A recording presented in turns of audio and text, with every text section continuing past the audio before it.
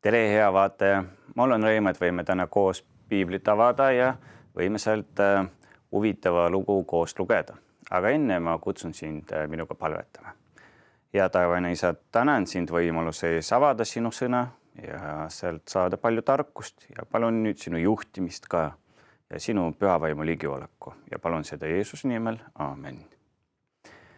Piibel on selline huvitav raamat, kus on hästi palju erinevaid lugusid ja neid lugedes sa alati ka ei märka kõike. Aga vahest juhtub, et kui loed uuesti mõnda loo, siis näed neid detaile, mida ei suutnud varem tähele panna. Ja nii pakun ma siis koos lugeda ühte huvitava loo teise Moosese raamatus 17. peatükist, mis räägib sõjast Iisraeli ja Amaleki vastu. Ja me võime lugeda teise Moosese raamatus 17. peatükis, esialgu loeme salmid 8–13. Ja siin on öeldud. Siis tulid Amalekid ja sõdisid Iisraeli vastu Refidimis. Ja Mooses ütles Joosuale, vali meile mehi ja mine sõdi homme Amalekide vastu. Mina seisen kõrgendiku tipus Jumala kepp käes. Ja Joosua tegi, nagu Mooses temale ütles, ning sõdis Amalekide vastu ja Mooses, Aaron ja Huur läksid kõrgendiku tippu. Ja sündisid nii kaua, kui Mooses hoidis oma käe ülal, oli Iisrael võidukas, aga kui ta laskes oma käe vajuda, oli Amalek võidukas. Aga kui Moosese käed väsisid, siis nad võtsid kivi, asetasid selle temale alla ja ta istus selle peale ning Aaron ja Huur toetasid tema käsi, üks siit poolt ja teine sealt poolt, siis ta käed seisid kindlalt kuni päikese loojakuni. Ja Joosua võitis mõõgateraga Amaleki ning tema rahva. Paljudele on see lugu tuttav, et see on lugu sellest perioodist, kui Mooses koos rahvaga kõnnib kõrbes ja neil tuleb selline väljakutse nagu Amalekid, kellega siis nad peavad sõdima, et jääda ellu. Ja selles loos on huvitav, et siin Jumal ei tegutse nii vägevalt kui paljudes teistes lugudes, kus näiteks tuleb ingel, ise sõdib ja rahvas justkui ei pea midagi tegema. Või näiteks saadab Jumal tule ja kõik on surnud ja ei peagi sõdima. Või on teisi lugusid. Aga selles loos rahvas reaalselt peab ise sõtta minema ja Mooses kui rahvajuht, mis on ka huvitav, Mooses vaatab seda pealt mäe kõrgendikult. Tavaliselt rahvajuht on ikkagi oma rahvaga koos ja sõdib nendega koos, minnes kas kõige ees või teistega koos. Aga siin esimest korda me näeme Joosua kui rahva ülemad, kes peab reaalselt siis sõjaväega koos olema ja näeme Moosest, kes jääb siis kalju peale seda võitlust nii-öelda juhtima. Ja huvitav ka see, et Mooses peab oma käed siis välja sirutuna hoidma, tal on kepp käes ja nii kui tema käed vajuvad natukene alla, Iisraeli rahvas hakkab kaotama. Ja kui käed on ikkagi õiges asendis, Iisraeli rahvas võidab. Inimlikult kahju mul on natuke sellest, et siin mõni detail justkui puudu ja me ei tea, mis see kaotamine tähendas. Et kui on siin kirjutatud teksti salmis 11, kus on öeldud ja sündis, et nii kaua kui Mooses hoidis oma käed ülal, oli Iisrael võidukas. Aga kui ta laskis oma käe vajuda, oli Amalek võidukas. Et see, mis see võidukas siis antud kontekstis tähendab? Kas see tähendab, et kedagi tapeti nendel hetkedel, kui Moosese käed vajusid alla või kedagi haavati või nad lihtsalt Iisraeli rahvad taandusid natukene, et neid detaile me siit loost ei leia. Aga ikkagi fakt on see, et nii kui käed olid õigest asendist ära, Iisraeli rahvas kaotas. Väga huvitav lugu ja mul siin tekib mitu küsimust, et miks Jumal on üldse lasknud sellisel lool juhtuda, miks peab seda niimoodi jaotama, et Mooses on ühes kohas, rahvas teises kohas. miks siis Mooses on olukorras, kus ta ei saa füüsiliselt oma rahvast aidata ja me näeme ikka, et ta ka osaleb selles sõjas, aga mitte füüsiliselt ta aidata ei saa. Üks küsimustest, mis minu peas tekivad, on, kuidas Mooses tundis ennast, sest mul ei ole praegu selleks aega, et seda demonstreerida, aga igaüks võib ise proovida, et kui sirutada käed välja, ega neid väga kaua niimoodi hoida küll ei saa. Sest esiteks väsivad nad ära, nad tõesti hakkavad alla vajuma ja isegi kui sa proovid neid ikkagi sellises asendises hoida, et siis sellest, et veri hästi ei liigu, hakkavad lihased ikka korralikult valutama. Ja siin on kirjas salmis 13, et lõppude lõpuks Moosese käed olid välja sirutatud päikese loojakuni. Jällegi siin tundide arv ei ole öeldud, aga me võime ette kujutada, et see oli ikkagi päris korralik periood. Ma võin lihtsalt pakkuda ise, et see oli kindlasti mitu tundi. Nii et miks pidi selline võit tulema ka nii-öelda Moosese valuga? Miks Jumal üldse laseb sellel juhtuda? Kuigi on palju teisi lugusid, kus me näeme, et inimesed reaalselt ei pidanudki sõdima. Näiteks Gideoni lugu. Nendel meestel, kes olid Gideoniga, kokku oli neid 300, Gideoni loost me seda teame, neil ei olnudki mõõkasid käes. Ja nad said ka võitu. Aga selles antud loos, mida me koos nüüd alguses lugesime, see võit tuleb küll kätte, aga tekitab küsimusi. Ja sellele mõeldes tuli välja, et tuleb natuke selles peatükis natuke varasemat kohta ka lugeda. Ja ma pakun siis vaadata sellest samast teise Moosese raamatus 17. peatükis vaadata salmi 1 ja 2. Ja siin on kirjutatud: ja kogu Iisraeli laste kogudus läks liikvele Siini kõrbest peatuspaigast teise issanda käsu järgi. Ja nad lõid leeri üles Refidimi, aga seal ei olnud rahval vett juua. Siis rahvas riidles Moosesega ja ütles: andke meile vett juua. Aga Mooses vastas neile: miks te riidlete minuga? Miks te kiusate issandat? Eks see on ka seda, mida piibli lugeja teab, et neid juhtumeid, kus rahvas riidleb Moosesega ja rahvas ei ole rahul sellega, mis neil on või mida neil ei ole ja mida nad justkui tahaksid, et neil oleks, et neid juhtumeid on seal küll olnud palju ja see ei ole mingi erakordne juhtum.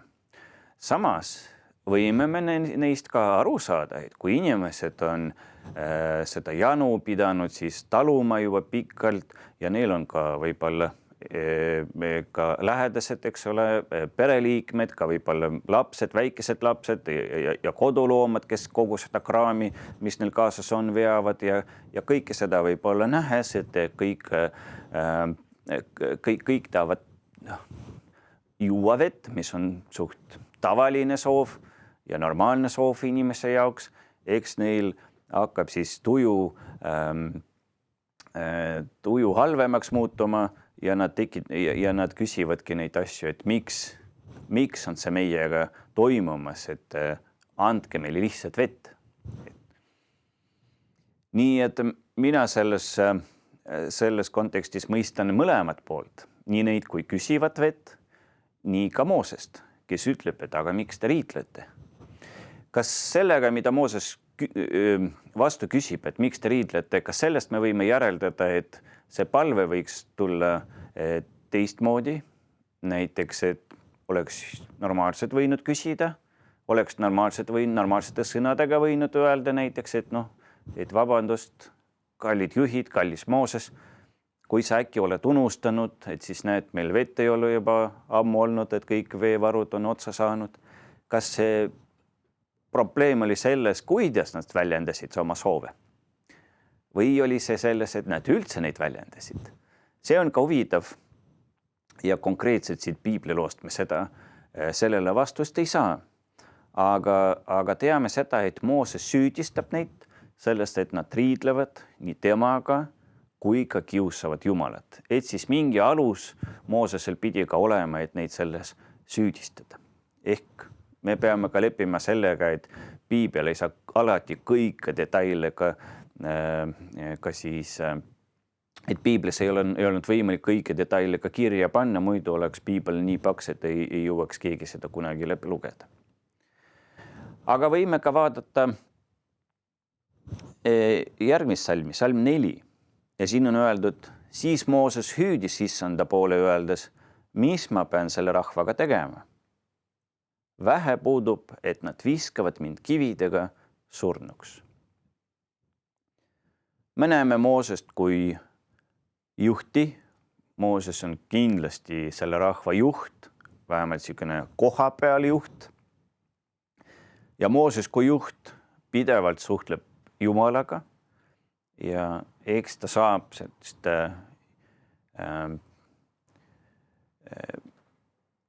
et Jumal juhib teda, Jumal kindlasti ka toetab teda, annab talle tarkust, ütleb talle vahest ka otseselt, mida peab tegema. Ja nüüd me näeme ka sellest 4. salmist näiteks, et Moosesel on võimalus niimoodi Jumala poole hüüda olukorras, kus ta tõesti seda vajab. Ma arvan, et mitte kellegel meist ei meeldi, kui palju inimesi on meie vastu ja nad ei ole millegiga rahul ja nad siis meie suhtes on siis tigedad ja riidlevad meiega. Ma arvan, et see on ka mõistetav, et Mooses mingis mõttes, et Moosesel kaob juba kannatlikkus ära ja ta hüüab issanda poole küsimustega. Ja esimene küsimus on, et mis, nii nagu siin on kirjas, mis tema peab selle rahvaga tegema. Mooses küsib, et mis ma pean selle rahvaga tegema. Ja ta lisab sellele küsimusele lisab ka ühe fakti. Ta ütleb, et natuke veel ja nad viskavad mind kividega surnuks. Et riidlemist võib-olla Mooses oleks ka välja kannatanud, aga nüüd ta põhimõtteliselt hakkab ka oma elu pärast kartma ja ütleb, et vähemalt tema tunnetuste järgi ei ole see hetk küll kaugel, kus tema elu seotakse ohtu. Ja edasi loeme me seda, et Jumal antud olukorras tõstab ja hoiab ja ütleme, rõhutab Moosesse autoriteeti. Sest Mooses on tõesti see juht, kellele Jumal on usaldanud sellist rolli, sellist vastutusrikast rolli, esindada Jumala huve rahva seas, olla rahvale ka see juht, kes peegeldabki nii Jumala armastust, Jumala iseloomu ja kes annab ka edasi Jumala soove rahvale teada. Et antud olukorras me näeme, et Jumal toetab Moosest ja tõstetab tema autoriteeti ja sellest on kirjas ikkagi selles samas 2. Moosese raamatus 17. peatükis salmidest 5-7, kus on kirjutatud. Ja issand ütles Moosesele, mine edasi rahva ees ja võtta enesega mõningate Iisraeli vanemaist. Võtta kätte oma kepp, millega sa lõid Niiluse jõge ja mine. Vaata, mina seitsen seal su ees Hoorebi kaljul. Löö kaljud, siis tuleb sellest vesi välja ja rahvas saab juua. Ja Mooses tegi nõnda Iisraeli vanemate nähes. Ja ta pani sellele paigale nimeks Massa ja Meriba, Iisraeli laste riiu pärast, et nad olid issandat kiusanud, öeldes, on issand meie keskel või ei ole.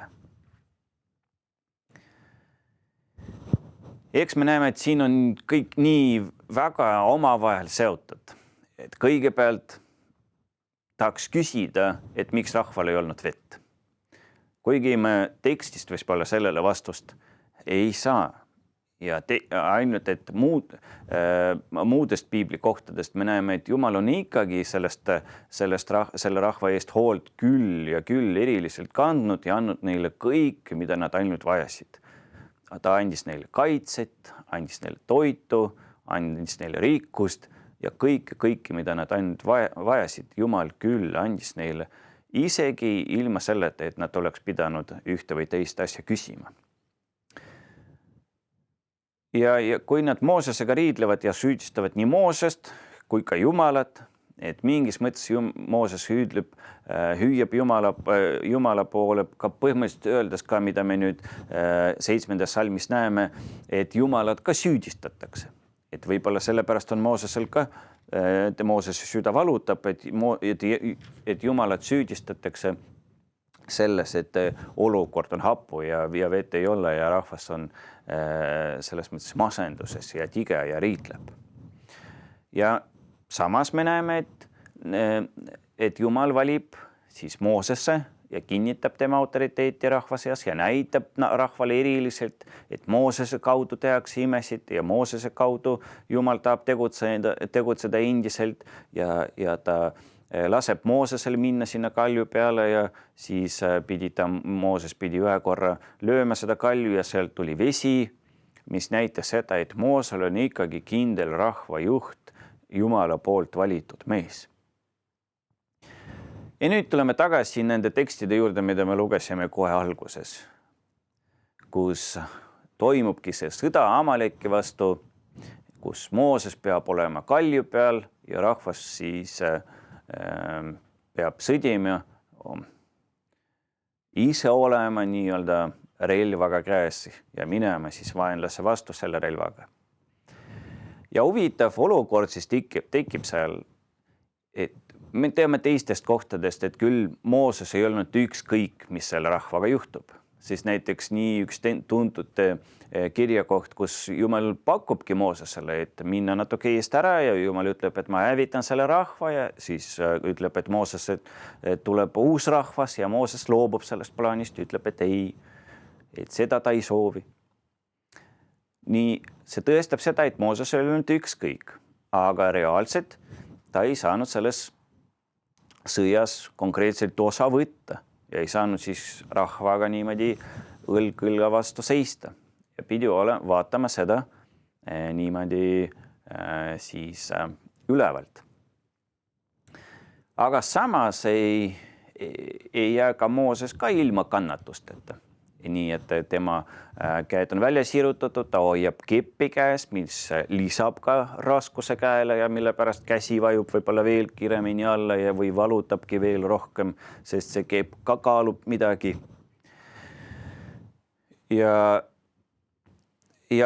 ka sellest, et kui hästi Mooses hoiab neid käsi, sõltub see, et kas inimesed saavad siis kas tema rahvas kaotab, jällegi neid detailid on siin puudu, kas nad siis kas mõni neist sai ka surma või mõni neist sai ka haavatud, et seda me ei tea.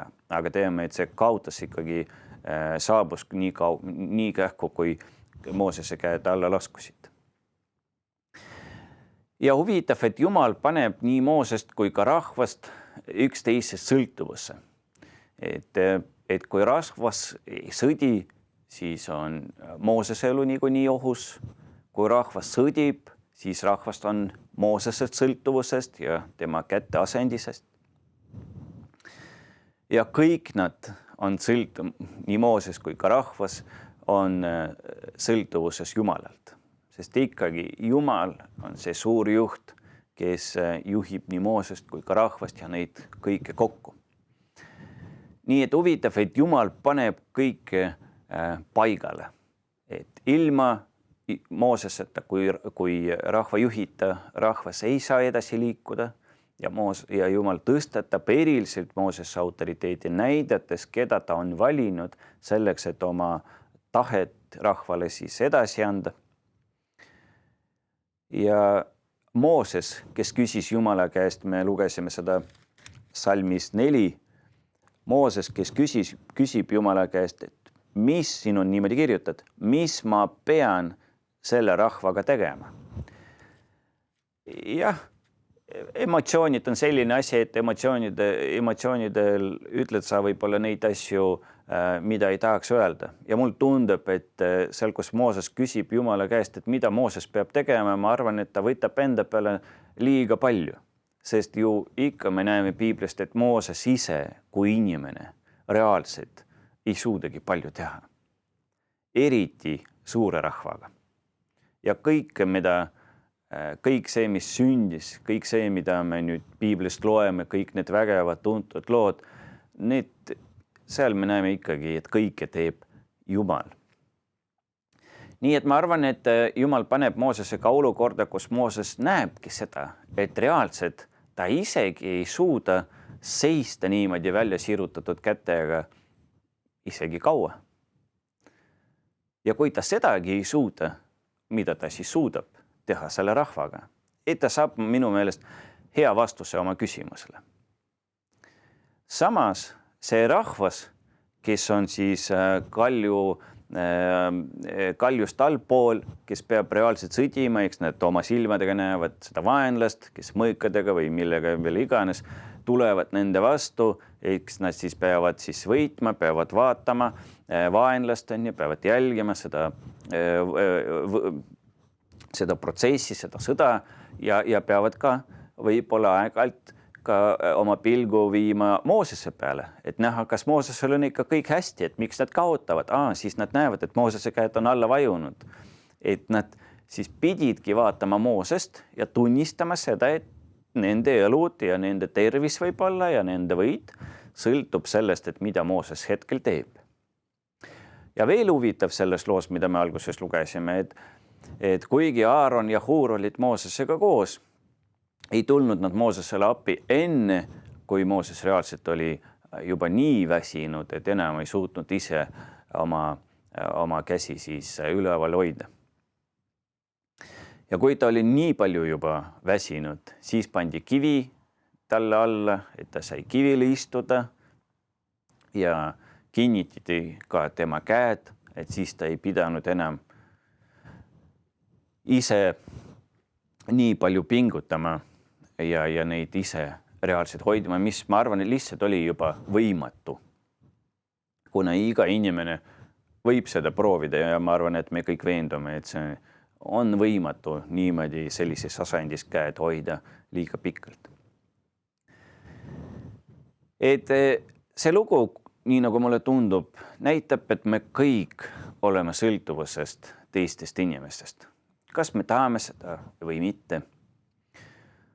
Rahvana, inimkonnana, koguduse rahvana, kohaliku koguduse perena, me kõik sõltume teistest inimestest. Me oleme teiste inimestega koos, nad on meie kõrval. Me kunagi ei saa teha kõik üksi. Me võib-olla elades näiteks oma riigis võib-olla ei panegi tähele palju inimesi, kes reaalselt teevad igapäevast tööd selleks, et meil oleks kõik hästi. Näiteks me võib-olla ei pane tähele politseid või tulekahju või ei pane tähele näiteks inimesi, kes istuvad igapäevast arvuti taga, teevad ka mingit tööd, mis tagab meie heaolu. Seda kõike me võib-olla ei näe, aga me ikkagi neist sõltume. Ning ka koguduse töös mul tundub, et vahest me ka ei märkagi võib-olla seda, kui palju tööd reaalselt inimesed teevad selleks, et kogudus sellisena võiks eksisteerida. Ja veel rohkem teevad tööd selleks, et kogudus võiks areneda, võiks kasvada, võiks tegutseda, võiks pakkuda erinevatele vanusegruppidele nii ka koolitusi, nii ka vaimulikku toitu, nii ka arenguprogramme ja kõike muud. Ja ma arvan, et ma ei ütleks, et kõikidel inimestel, ma loodan, et on inimesi, kes on suutnud seda vältida, aga ma arvan, et paljudel inimestel võib-olla ka tekib neid hetki, kus tundub, et keegi teeb oma tööd valesti. Nii nagu rahval, kes hakkas Moosesega riidlema, et ei olnud vett. Põhimõtteliselt nad süüdistavad Moosest sellest, et tema teeb oma asja halvasti, et ei olnud neil õigel ajal nii palju vett, kui nad tahtsid. Aga see viib olukorrani, kus Jumal paneb kõike paika ja näitab neile reaalses elus, näitab seda, et nii ei tohiks tegutseda, nii ei tohiks käituda.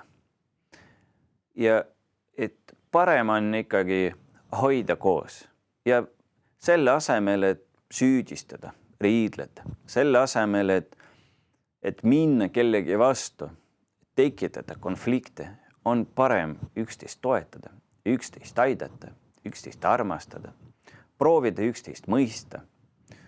Proovida ka mõista inimesi, kes teevad seda, millest sa võib-olla kohe aru ei saa. Hoida dialoogi, öelda välja oma soove selliselt, et inimene sind kuuleb ja samas, et ta oma südames ei tunne, et sa kuidagi tahad talle halba teha. Ja sellest minu meelest kirjutab apostel Paulus esimeses kirjas korintlastele.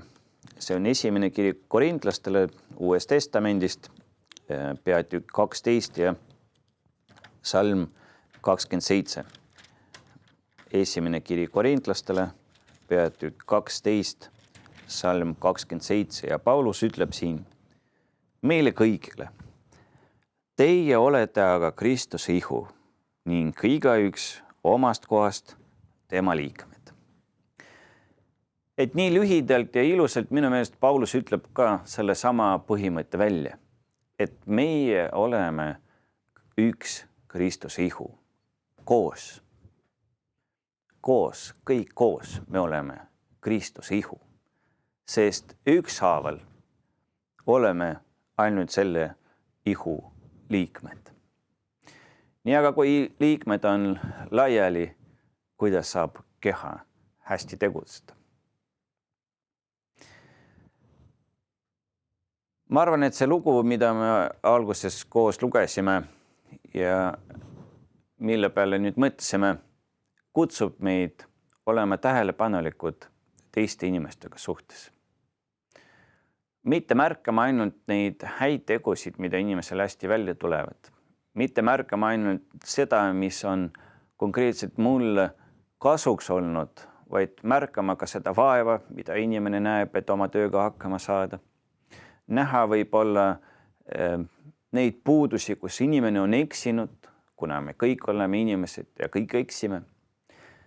Näha võib olla neid kohti, kus me saame inimesele abiks olla, toeks olla, kus me saame võib-olla väljendadagi seda, et jah, ma näen, et sul on olnud raske, ma näen, et sa pidid näema väga vaeva nägema, aga ma tunnustan seda, et sa tegid seda, ma tunnustan seda, et sa igapäevaselt teed raske tööd ja ma julgustan võib-olla sind seda jätkama.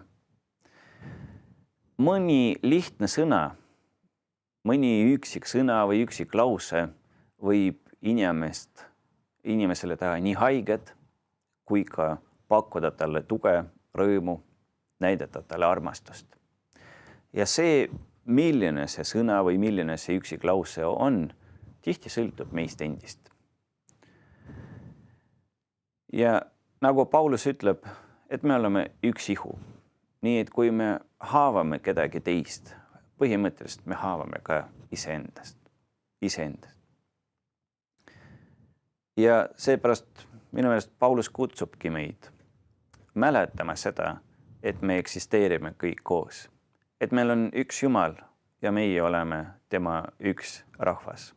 Kõik oleme tema lapsed ja tema poolt on nii mõeldud, et me eksisteerime koos, tegutseme koos, samas olles erinevate iseloomudega, erinevate maailmavaadetega, erinevas vanuses, erinevatest põlvkondadest, erinevate huvidega, erinevate võib-olla plaanidega selles elus, erineva sissetulekuga ja nii edasi. Seda võib loetleda lõpmatult. Aga vaatamata kõikidele erinevustele, me oleme üks Kristuse ihu, üks Jumala rahvas. Ja ma kutsun meid kõike seda mäletama, kutsun meid kõike sellele sagedamini mõtlema ja tegema niimoodi, et ka Jumalal oleks hea meel vaadata oma lapsi ja näha seda, et nad elavad armastuses ja et nad teevad kõike selleks, et mitte kulutada oma jõudu konfliktidele, vaid kulutada seda jõudu ja aega selleks, et rääkida teistele inimestele Jumala päästeplaanist. Selleks ma kutsun meid kõiki. Ja ma palun nüüd lõpetuseks ka palvetada. Ja Jumal, ma tänan sind selle huvitava loo eest, kust tuleb nii mitu küsimust, Jumal, millele saab leida vastuse kohe selle loo alguses. Ma tänan, et läbi selle loo sa näitad, Jumal, kui palju tähendab see, et meil on teisi inimesi meie ümber. Kui palju tähendab see, et me ühiselt panustame, Jumal, sinu töösse. Kui palju tähendab see, et me hoiame oma emotsioone ja ütleme ja teeme seda, Jumal, mis toob kasu meile kõigile. Ma palun, Jumal, õpeta ja anna meile kõigile oma armastust, et me võiksime seda edasi jagada. Ja see, mis tekibki meie südamesse, kõik need mõtted ja kõik need, Jumal, emotsioonid, mis ei peaks seal olema, neid palun võtta ära. Ja palun aita meil kõigil, Jumal, väärtustada seda, et me oleme kõik sinu ihu ja elame koos sinu poolt juhitud kristlikus peres ja elame selleks, Jumal, et eladagi sinuga igaveses elus ja elame ka selleks, et täita sinu missiooni, mida sa oled meile usaldanud. Ja palun aita meil kulutada oma aega, oma energiat selleks, et selle missiooniga hakkama saada. Jumal, me täname sind sinu suure armastuse ja armu eest meie kõigi vastu, sest kõik me oleme inimesed ja kõik me eksime, kes rohkem, kes vähem.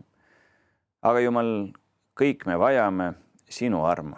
Seepärast palun ole kannatlik meie kõigiga. Juhi meid ja suuna meid, Jumal. Ja palun, Jumal, kui me eksime, sina näita meile eeskuju. Võib-olla läbi piibliloo, võib-olla teiste inimeste kaudu, võib-olla, Jumal, otseselt pühavaimu juhtimise kaudu.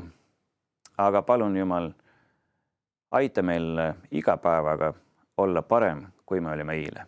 Ja kõike palun Jeesuse nimel. Aamen.